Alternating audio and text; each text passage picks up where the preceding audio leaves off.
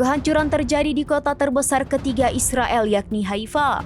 Pasalnya, Irak turut menyerang kota Haifa dengan drone bermuatan bom atau bahan peledak.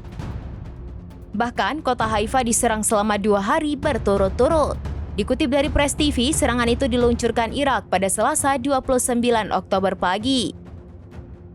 Irak mengaku bertanggung jawab atas serangan pesawat tak berawak yang bermuatan bom.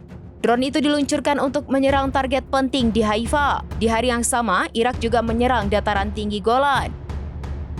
Serangan drone Irak menargetkan posisi penting Israel. Irak menyatakan serangan itu dilakukan dalam rangka menjalankan tugas ilahi, termasuk mendukung orang-orang di Gaza dan Lebanon yang menjadi korban agresi Israel.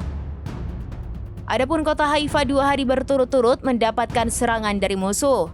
Sebelum diserang Irak, kota Haifa terlebih dahulu hancur digempur Hizbullah. Sekutu utama Israel Amerika Serikat dilaporkan kehabisan persediaan rudal pertahanan udara. Kondisi ini terjadi di tengah tingginya permintaan dan potensi konflik yang lebih besar di Timur Tengah dan Eropa. Departemen Pertahanan Amerika Serikat, sebagaimana dilaporkan Wall Street Journal pada Selasa 29 Oktober, mengatakan persediaan rudal pertahanan udara tertentu menipis. Pentagon enggan mengungkapkan persediaannya kepada publik karena masalah keamanan. Namun Pentagon menegaskan komitmen melindungi pasukannya dan pasukan Israel.